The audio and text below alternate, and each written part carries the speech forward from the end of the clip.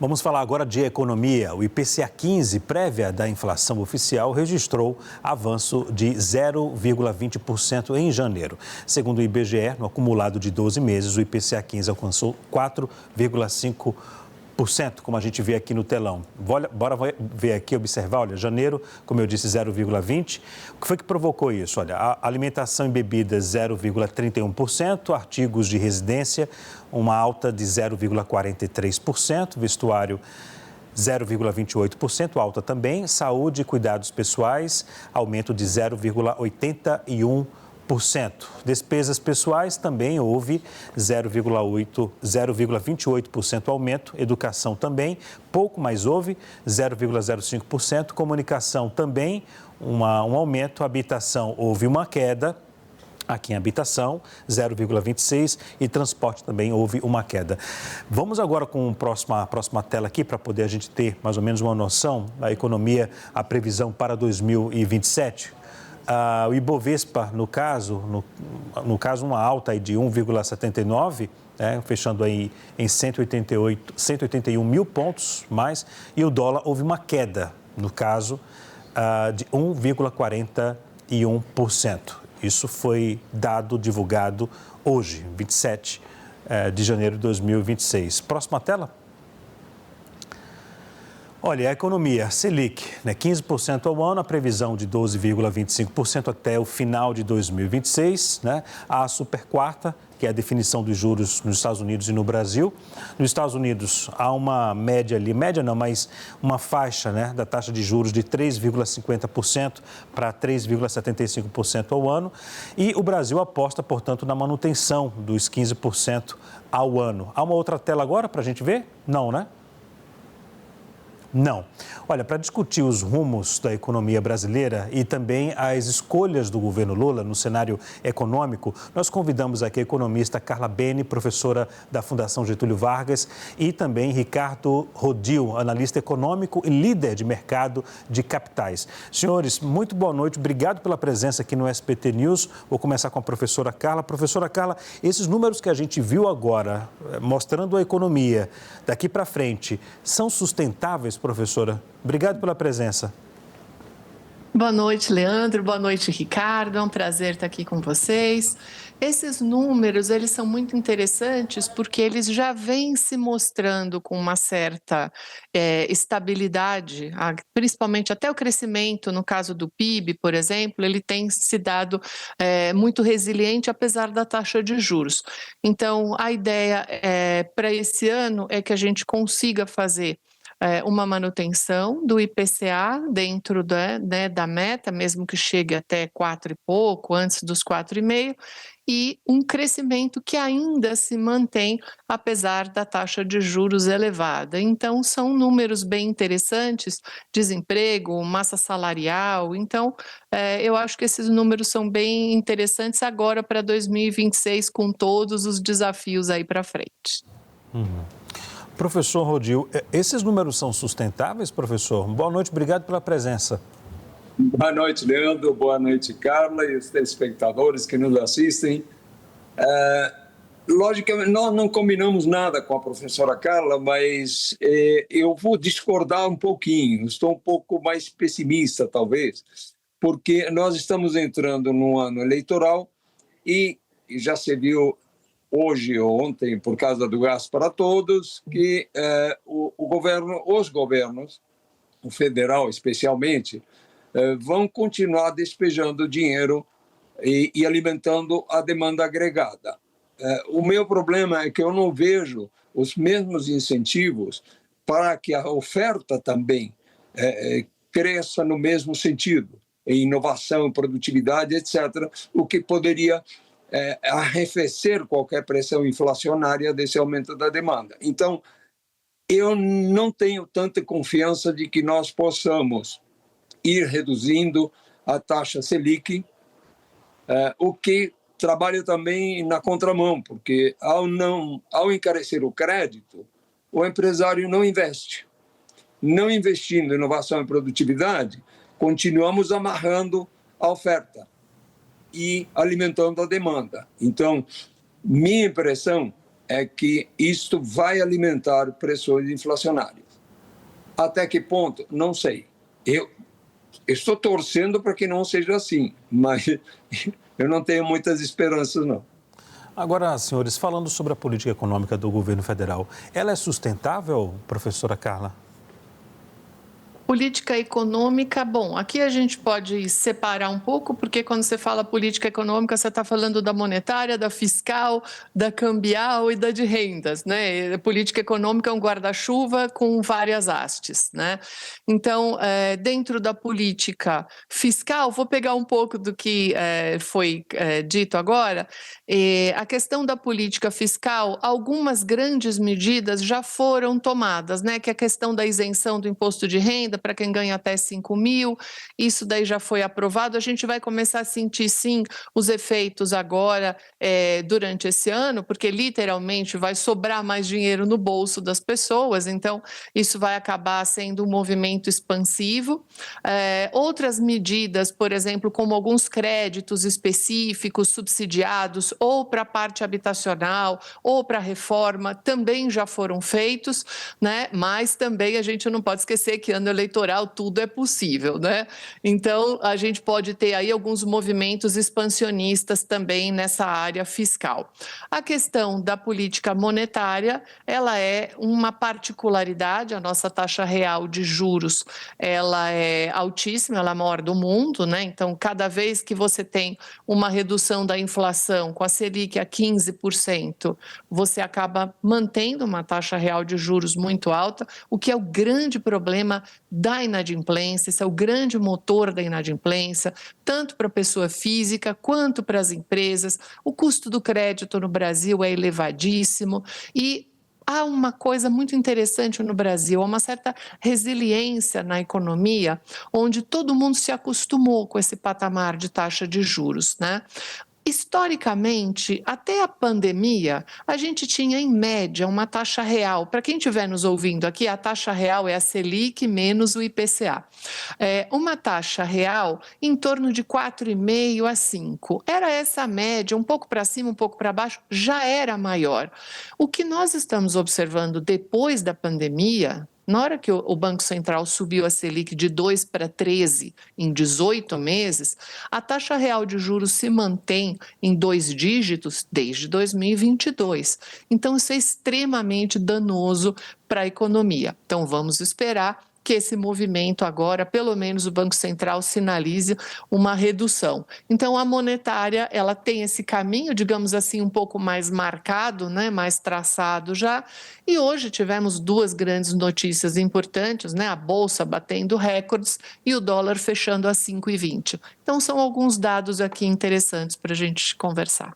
Professor Rodil, a política econômica do governo, ela é sustentável, na opinião do senhor? Ela é sustentável até passar as eleições, eu imagino. A herança boa vai ficar para 2027. Mas eu concordo com as boas notícias e eu insisto numa coisa: esse crédito tão caro inibe os investimentos e isso continua alimentando a parte inflacionária. Também temos que saber se as estatísticas são coerentes, mas nós estamos na faixa, no limite, no teto da faixa de tolerância do centro, que seria 3%. 3% nos Estados Unidos seria uma coisa para o pessoal sair na rua reclamar, né? Porque cada vez que sobe alguma coisa acima de 2%, eles sentem no bolso, como nós sentimos aqui. A sustentabilidade depende disso, mas não sei, esse despejar de dinheiros alimentando a demanda pode nos deixar com a ilusão de que realmente estamos progredindo. Mas, para mim, tem pernas curtas. Ok. Senhores, eu vou chamar a nossa comentarista também, a nossa analista Basília Rodrigues, que tem uma pergunta a fazer. Basília, por favor.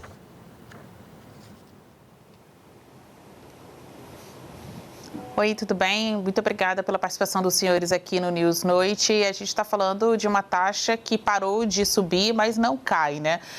Há a expectativa do mercado de que prevaleça a manutenção, então, dos 15%, ou de alguma forma os senhores acham que possa cair um pouquinho da taxa Selic nesta reunião que a gente vai tomar conhecimento mesmo do desfecho nesta quarta-feira. E se a avaliação dos senhores for a de manutenção, como eu tenho ouvido de muitos analistas, quando então começa a cair? É em março? Eu quero começar pelo senhor. Muito obrigado. Eu acho que poderá haver, sim, eu aposto também na manutenção nessa reunião, mas que poderá, sim, haver uma diminuição em março, mas o meu temor é muito mais o que pode acontecer depois, se as pressões inflacionárias que eu estou enxergando vierem a se concretizar, se o Banco Central não vai ter, o Copom, né, em algum momento não vai ter que reverter isto, reverter qualquer diminuição que ela possa ter agora em março. Professora? Oi, Basília. Olha, essa questão da taxa Selic, o Banco Central ele já teria um ferramental disponível para poder começar a fazer a redução agora, nessa reunião. Provavelmente ele não vai fazer, vai deixar para a próxima, mas o horizonte do Banco Central são 18 meses. Então, 18 meses para frente, a meta já está em 3. Na verdade, está em 3,1. Então, com base nesse olhar dele para 18 meses, ele faz esse movimento, ou não, de reduzir a taxa Selic. Ele pode continuar sendo mais conservador e esperar para março. Então, você tem aí basicamente uma divisão. Você tem uma parte do mercado, a maior parte do mercado imagina que ele não vai fazer nenhuma movimentação agora e vai deixar isso daí para março, sim. Mas ele já teria um ferramental para poder fazer e seria muito importante que fizesse, nem se fosse 0,25 pontos percentuais, porque a economia é uma ciência social e a expectativa é algo fundamental na economia. Então, você iniciar uma trajetória de queda, isso daria um certo ânimo, principalmente para os empresários já no começo do ano. Agora, senhores, falando da taxa de juros, de um lado o Banco Central cobra ao governo federal cortes de gastos. Do outro lado, o governo diz que o Banco Central erra ao manter a taxa de juros a 15%. Quem tem a razão, hein, professor? Eu acho que tem a razão é o Banco Central, porque, na realidade, senão não estaríamos com déficits e com necessidade de criação de novas receitas, certo? Então, por quê? Porque não se olha em nenhum momento, e não acho que seja fácil, mas não se olha em nenhum momento para o lado da despesa. Quer dizer, a despesa vai continuar assim, aliás, vai aumentar em ano eleitoral, e de onde vai sair o dinheiro? Isso empurra a taxa de juros para cima. Professora, quem tem razão, Banco Central ou governo? Bom, na verdade, a questão sua ela poderia estar reduzida à seguinte questão: 3% de meta de inflação. Tá bom? Não tá? É muito alta? É muito baixa? E aqui entra toda uma discussão a esse respeito, né? Há vários estudos e trabalhos, inclusive da própria FGV, o professor Braulio Borges fez um estudo dizendo e mostrando que 3% é uma taxa muito baixa para o Brasil. Nós tivemos 4,5% de meta durante um longo período. Então, esse daí é uma questão. Se 3% for muito baixa, o Banco Central é obrigado a ter uma rigidez em cima com a taxa Selic. Se a taxa de juros, se a meta, né, de inflação, se o núcleo tivesse uma flexibilidade maior, o Banco Central não precisaria subir tanto a taxa Selic. Então, esse é o primeiro ponto da sua questão. Outro ponto é o seguinte: os bancos centrais, Banco Central Europeu, Americano, Austrália, Nova Zelândia, eles já assumiram o duplo mandato. Ou seja, além da inflação, eles precisam cuidar do emprego. Então, o Brasil, ele fala a respeito do emprego, mas ele tem o foco central no processo inflacionário. A gente sabe, tem todo um histórico nosso, mas o Banco Central assumir o duplo mandato seria algo muito interessante. É só lembrar o último pronunciamento do presidente do Banco Central dos Estados Unidos. Se ele tivesse que tomar a medida pelo processo inflacionário, ele teria que subir a taxa de juros nos Estados Unidos. Mas pela ótica do emprego, ele teria que reduzir. E ele deixou o emprego em primeiro lugar. Então, essa é uma questão importante para a gente ter como debate aqui no Brasil para o Banco Central. Então, sob essa ótica, eu acho que no caso, o Banco Central poderia flexibilizar a sua meta de inflação, uma vez que ela é definida pelo Conselho Monetário Nacional. E outro ponto importante, a cada 1 ponto percentual que o Banco Central sobe da taxa Selic, ele provoca uma despesa de mais de 40 bilhões no Tesouro. Então, o Banco Central, ele é corresponsável pelo déficit fiscal. Basília? O governo está vindo de uma semana muito boa aí de anúncios positivos na economia, como mais gastos de brasileiros lá fora, equilíbrio, ou até melhor dizendo, redução da inflação aqui no Brasil, bom rendimento, boa geração de vagas de emprego com carteira assinada, né? Mais empregos, então, no Brasil, e fica todo mundo esperando. E quando é que a taxa de juros vai cair? Falta só essa carta aí no jogo. Bom, então eu quero saber dos senhores, se for agora ou se for em março, para quanto essa taxa deve cair? Ela está em 15%, o governo ainda tem aí 10 meses, né, 10, 11 meses pela frente para encerrar este mandato. Durante a campanha eleitoral de 2022, havia uma promessa da equipe do presidente Luiz Inácio Lula da Silva de reduzir a taxa Selic a 1 dígito. Isso está bem distante, né? Acho que dificilmente eles vão conseguir concluir o mandato fazendo valer esta promessa. Mas, então, com quanto o governo Lula deve fechar a taxa de juros agora em 2026? Aí eu não falo antes das eleições, não. Estou falando no fim mesmo. Quando for dezembro de 2026, o Brasil terá a taxa de, professora? Olha, esse daí é uma grande incógnita, porque a gente imagina que se o Banco Central já não começar a descer agora, e digamos ele vai começando a perder espaço, né? A tendência é que ele tenha um certo conservadorismo, que é um padrão normal de qualquer banco central.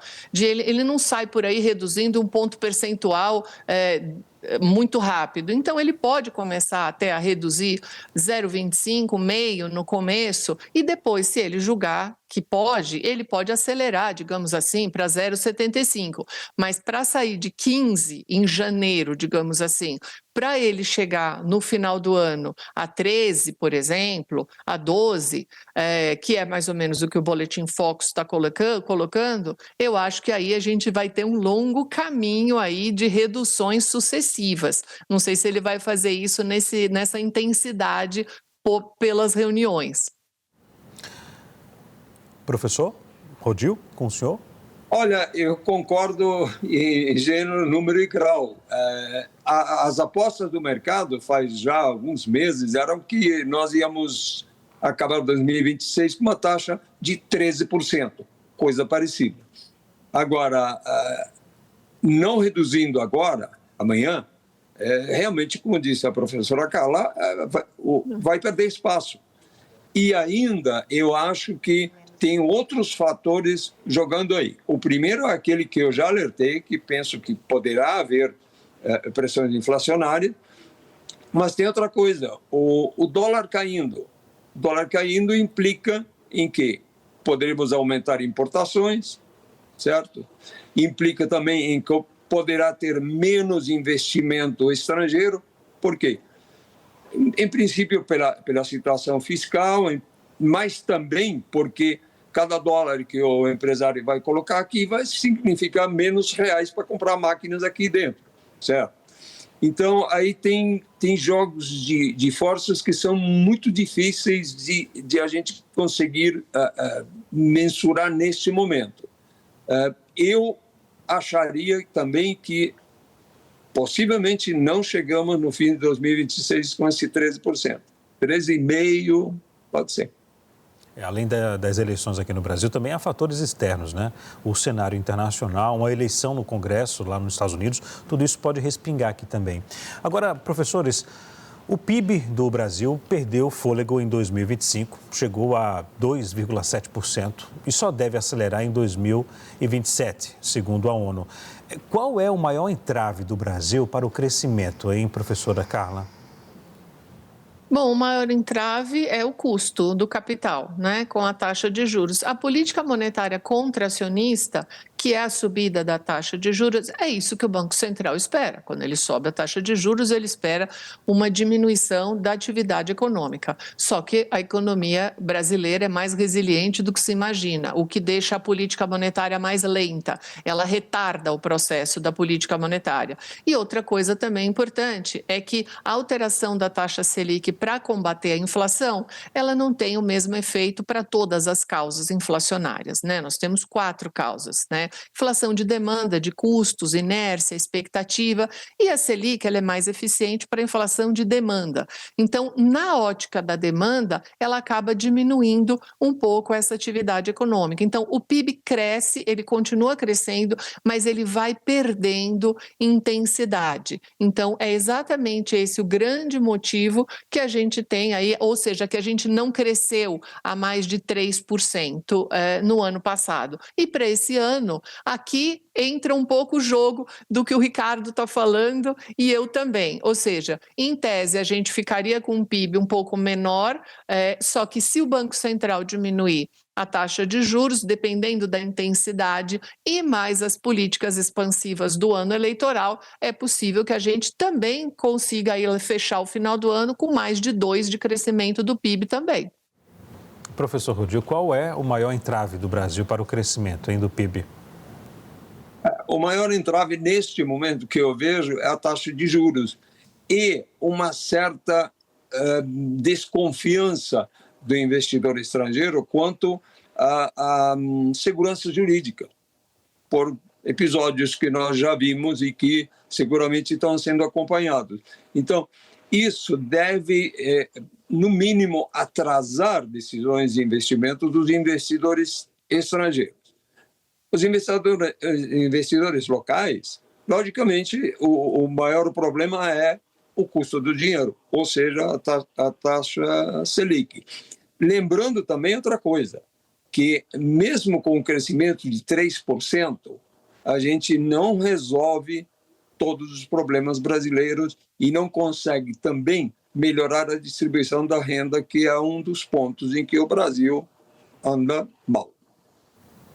Ora, senhores, a dívida pública, falando agora de dívida pública do governo federal, fechou o ano passado, 2025, até o mês de novembro, acima de 8 trilhões de reais. Quem é o maior responsável por essa realidade, professor Rodil? O gasto público. Eu não tenho a menor dúvida sobre isso, porque o gasto público tem que ser financiado de alguma maneira. Se os impostos não chegam, o governo faz o quê? Toma dinheiro emprestado no mercado. E numa taxa Selic nesse nível, que piora, inclusive, o próprio futuro de possibilidades de diminuição dessa dívida pública. Professora Carla? A gente tem usado mais ou menos 46% do orçamento para pagar juros e amortizações de dívida. Essa é uma questão importante, inclusive já foi discutida até no Fórum Econômico Mundial, países que têm esse mesmo problema. Então, quando você passa a usar um percentual do orçamento muito considerável, no caso quase 50%, digamos assim, 46%, 48%, você deixa de fazer investimentos necessários no país, porque você precisa rolar essa dívida. Esse é um grande problema, porque ela é a gênese, inclusive, do próprio desequilíbrio e da má distribuição de renda. Então, porque se você está do lado de quem recebe essa remuneração, você está muito bem obrigado, em grande medida. Do outro lado, você acaba desmontando as estruturas necessárias, saúde, educação, infraestrutura, uma série de coisas. Então, isso daí é um grande peso que a gente tem nessa forma que a gente acaba gerenciando. E a nossa dívida, ela tem um grande problema, que em si não é só o percentual da dívida em relação ao PIB, que vai gerar em torno de 80%, digamos assim, é que nós temos uma dívida cara e concentrada no curto prazo. O prazo médio de pagamento da nossa dívida interna é de 4,2, ou seja, 4 anos e 2 meses. Para a gente ter ideia, da dívida externa é 7. Então, esse é o grande problema, porque como você não teria um volume para poder efetuar esse pagamento, você acaba rolando a dívida. E a rolagem tem um custo financeiro muito elevado. Então, só para a gente ter ideia, praticamente 48% da nossa dívida está atrelada à Selic. Então, quando o Banco Central sobe a Selic, ele provoca uma despesa no Tesouro gigantesca. Então, a gente acaba correndo atrás do rabo, literalmente, e a gente tem dificuldade de crescer, porque você acaba direcionando a um dreno financeiro do Estado para esses títulos públicos, em grande medida. Professores, eu vou pedir para poder acompanhar agora comigo uma tela que eu vou mostrar agora. Vamos incluir nessa conversa o rombo das empresas estatais, que no ano passado chegou a 6,3 bilhões de reais. Isso significa que as estatais gastaram mais do que arrecadaram. Nesse cálculo do Banco Central, não inclui, vale ressaltar, Petrobras e também empresas do setor financeiro. Aqui no telão, a gente tem uns números aqui, portanto, de janeiro a novembro de 2025, o rombo, 6,3 bilhões de reais. Já de janeiro a novembro de 2024, também 6 bilhões. E essa estatal aqui preocupa, porque precisa de 20 bilhões de reais, portanto, tem um rombo, aliás, de 20 bilhões. Enfim, são números preocupantes. Eu vou voltar aqui com os professores. Professores, quando a gente levanta, qual foi o superávit, aí no caso em relação ao PIB, da China em 2025, professora Carla, surpreende, mais de $1 trilhão, só o superávit deles lá, Isso, só que existe uma diferença muito central, porque o motor de desenvolvimento da China é o Estado. Então, o Estado chinês faz o desenvolvimento, inclusive em todos os segmentos, Então, imagina que aquilo que a gente tem, por exemplo, como uma estrutura aqui do tamanho, digamos assim, de uma Petrobras, eles têm 30 estruturas dessas.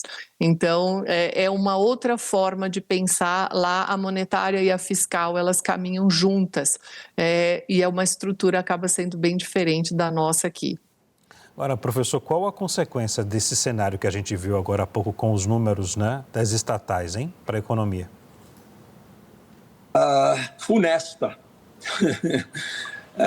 Veja bem, isso se soma a tudo que a professora Carla estava falando agora. Quer dizer, são entidades que vão precisar de aportes do Tesouro, certo? Portanto, sugando mais recursos do Estado. E qual que é o problema dentro disso, dentro de todo o cenário que a professora Carla montou, é que há praticamente impossibilidade de o Estado, especialmente o governo federal, de investir em infraestrutura. E isso seria fundamental para que todo o resto da economia pudesse também investir e se aproveitar dessa infraestrutura para ter produtividade, para ter logística, para ter transporte e para ter preços melhores. A privatização seria um caminho, professor? Na minha cabeça, sem dúvida. Muito se fala, no caso dos Correios especificamente, que não, então o Cafundó do Judas não vai ser atendido. Não, mas é muito simples. Como condição da privatização e dentro do preço que vai se cobrar para dar essa concessão ou essa coparticipação, tem que estar estabelecida a obrigação de quem pegar esse serviço de atender determinados municípios, mesmo que não sejam rentáveis. E para isso deverá ter seguramente uma agência reguladora para vigiar isso. Essa é a solução teórica. Se nós temos condições de transitar por isso e chegar nesse ponto final, seria ótimo. Concorda, professora? A privatização seria a saída ou não? Seria uma melhor gestão das estatais? Olha, eu vou fazer algumas considerações e alguns dados aqui são importantes, que é o seguinte. Quando a gente pega, por exemplo, esses dados que você passou sobre as estatais, quando a gente fala déficit, a gente precisa tomar só um pouco de cuidado de saber o que é esse déficit, porque as estatais elas distribuíram lucros. Então, isso daí, o fato de você ter um resultado negativo, ele em grande parte também é feita por investimentos. Então, quando você faz investimentos, você tem essa saída, digamos assim, de dinheiro do caixa da empresa. Então, uma parte do resultado negativo, ele é decorrente dos investimentos. Então, isso não significa, quando a gente olha o número fechado inteiro, parece que teve um prejuízo, ou um rombo, o que fosse. Não funciona desse jeito. Então, essa é a primeira consideração com os dados que foram passados.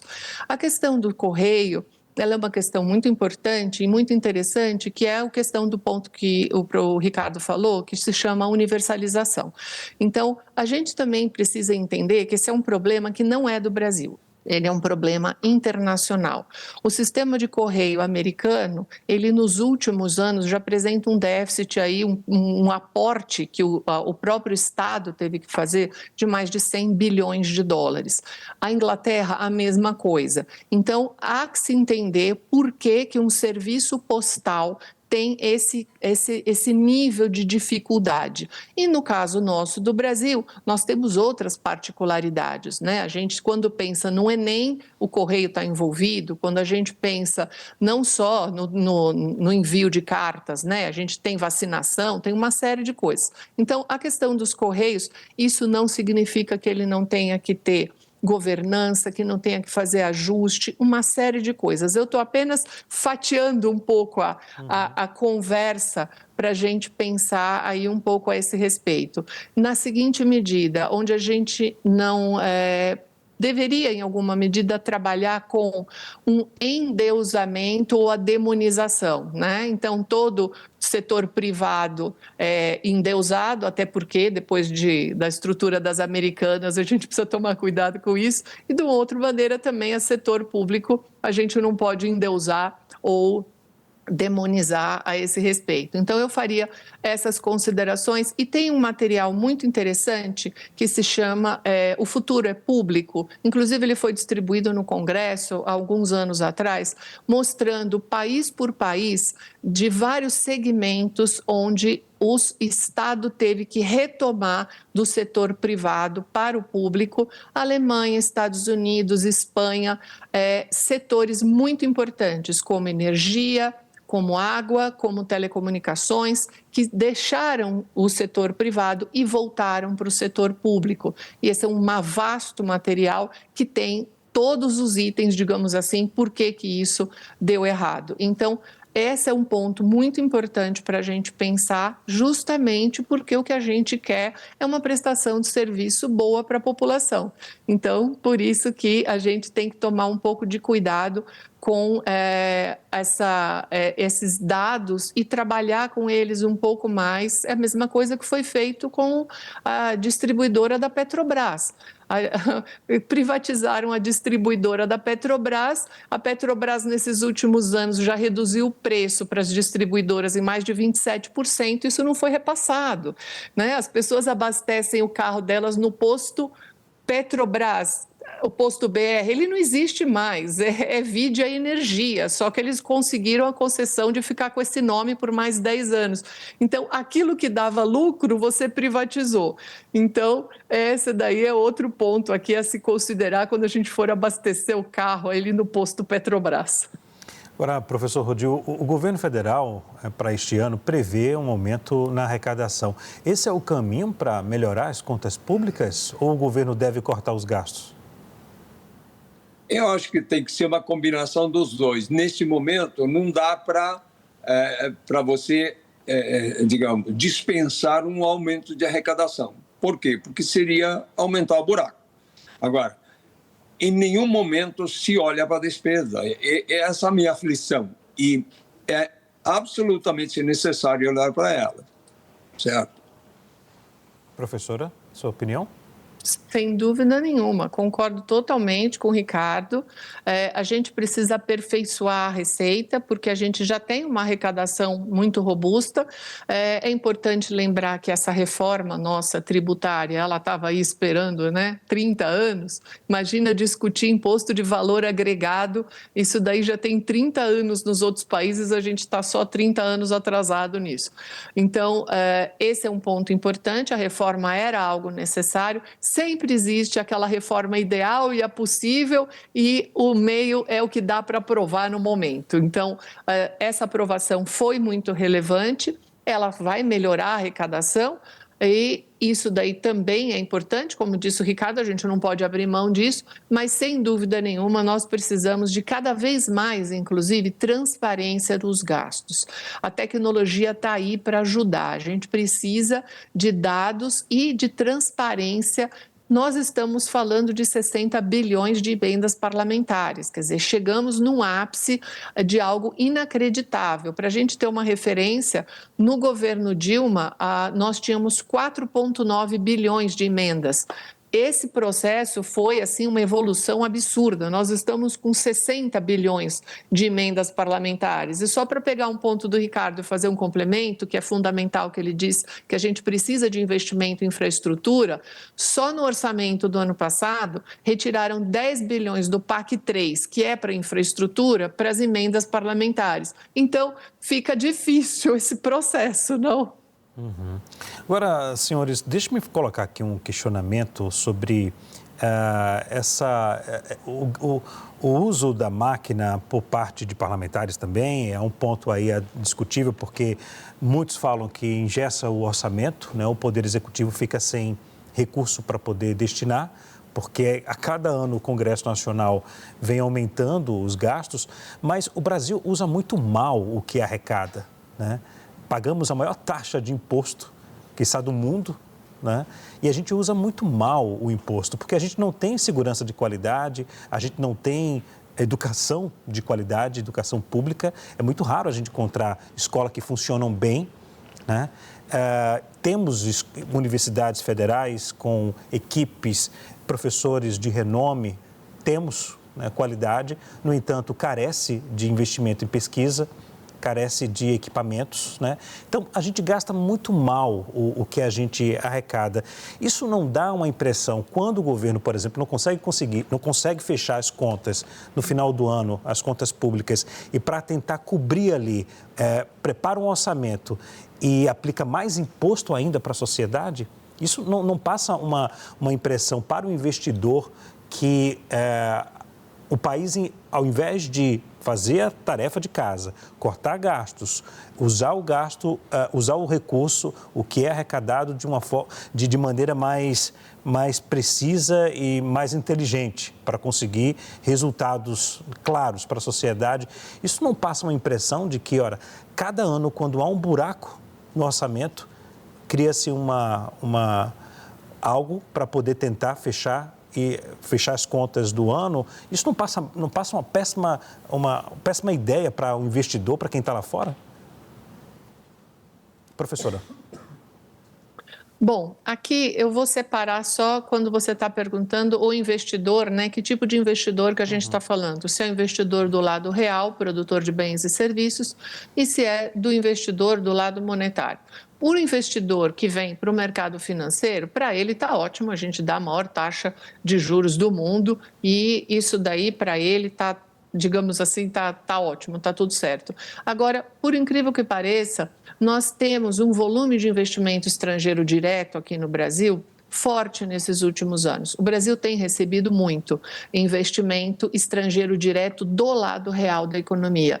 Por quê? Porque nós somos um país gigantesco, 200 milhões de habitantes, é um mercado muito grande e o Brasil está num processo importante de aumento de renda, massa salarial e o consumo nosso está extremamente dinamizado. Você vai, qualquer restaurante está lotado, cinema, aeroporto, está tudo lotado, está todo mundo consumindo. investindo. Então, essa é uma construção importante e interessante para a gente entender.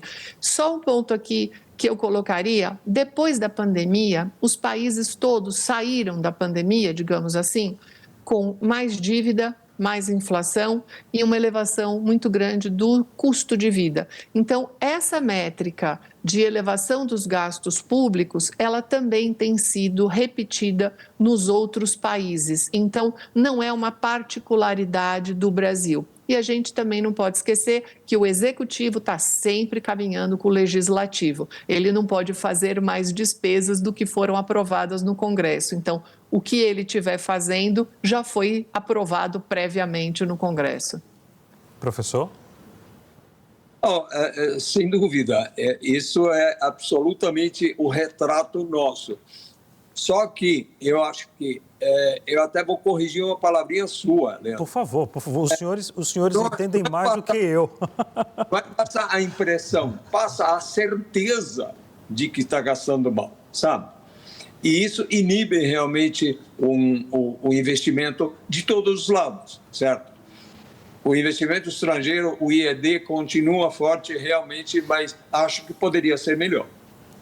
Agora, tem uma coisa que eu não quero demonizar, digamos, vou falar da teoria primeiro, que é o investimento financeiro. Quando eu invisto num CDB, num banco, faço um investimento financeiro, esse dinheiro não fica parado no banco e eu ganhando juros. Esse dinheiro vai para o investimento produtivo. Tá? Assim que funcionam as economias normais.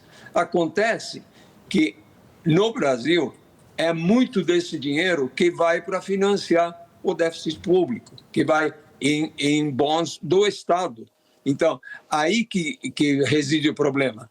Que o investimento financeiro está alimentando uma máquina ineficiente, em lugar de alimentar uma máquina produtiva. Ok. Senhores, muito obrigado, viu, pela discussão, pela nossa conversa sobre a projeção, né, da economia aqui no Brasil em 2026, 2027. Agradeço a professora Carla Bene, também o professor Ricardo Rodil. Muito boa noite, um grande abraço em cada um e até a próxima. Boa noite, eu agradeço o seu espaço. Boa noite.